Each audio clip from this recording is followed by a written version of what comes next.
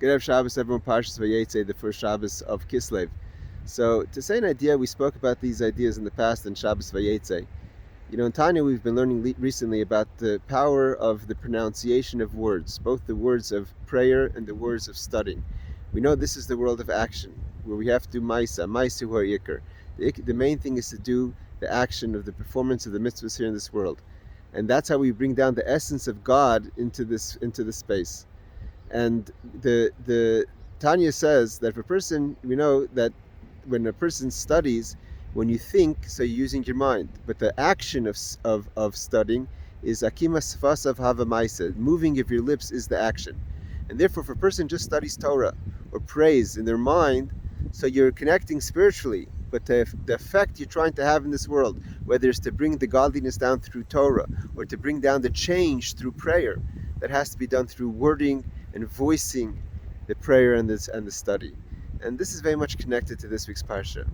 This week's parsha we learn about Vayetze. Yaakov leaves Beersheba, and like we spoke before, we learned this morning, in order for Yaakov to start his journey in life, he has to leave the comfort of his parents' home.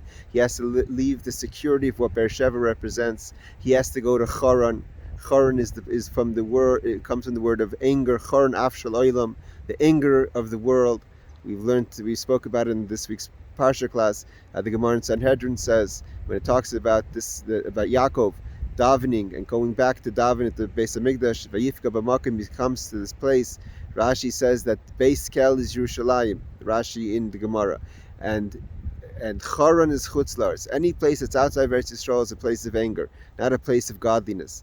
And Yaakov has to go specifically there to build his family. And he has the dream, and again, the dream he has only leaving Beersheba. He doesn't have the dream while he's sitting in his father's home, when he's about to start the journey of life, to go to a place of anger, because the idea is to bring godliness down to this world, into most mundane, most distant, most angry place of the world. And in order to do that, Yaakov takes the stones. The stones are the words.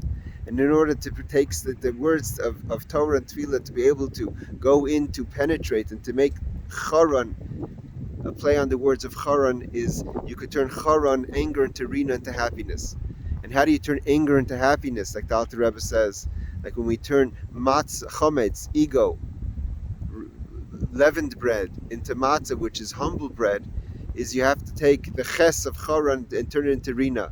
You have to have a space. You can't lock in all this energy. You have to be able to have a connection above, like the hay has a connection. You could bring bittul, you could bring self-nullification. That's why Yaakov dealt with sheep. So the idea of the sheep is also represents the humble animal. Although, like we learned before, the sheep is not one of the animals on the Merkava, on the chariot. The chariot has the ox of the domestic animals. But the sheep has the uniqueness that it represents the humility. And with the sheep, Yaakov was able to buy everything. When he had sheep, when he had bittul, when he had nafshi ka'afar the kol tia, my soul is like dust. I could open my heart to Torah. He was able to buy sheep, he was able to buy oxen, he was able to buy servants. Everything came from the fact that he had bittul, but he has to go out. You have to leave. You have to leave your comfort in order to establish that. And then when he started to do that, he took the words, the stones, to say that these words are going to become a single stone in the house of God. But we find at the end of the parsha, when Yaakov is finished with his avoda in Lavan's home, he's leaving Lavan, he's going back there to Yisrael. He's about to face Esav, and his name is going to change now from Yaakov, which means, like we said, to take the Yud of Hashem's name, bring it all the way down. He's going to become Yisrael now. He mastered Elokim. He mastered the laws of nature. Then comes another stone. Then comes the stones of Lavan. Because we know that Lavan spiritually is a very high energy. The whiteness, the simplicity. Anything could happen on a white piece of paper. Lavan could do anything. The negative of Lavan, that he changes the wages of Yaakov 10 times, is because the flexibility of the depth of Lavan in the spiritual place is that he could do anything. He could make that akudim. He can make the dots. He can make the patterns. Any kind of change that Lavan wants to make, he can make. The flexibility of the essence of God. But what he does is, Lavan says, but in order to protect that essence and separate that from the world, the parsa, he makes a heap of stones. He says, when I take a heap of stones and there's no organization of the words, then you're not going to be able to bring down from the essence of godliness into the world. So then the world should be a place of separation, so we could find mundane. But Yaakov Yaakov's name is not just Yud Akev, that he takes the Yud and brings it down to the heel. Yaakov also means Yibaka, he breaks, he powers through. Yaakov says, you know what? If you're not going to let me use my words, I'm going to break through that. I'm going to connect beyond the words.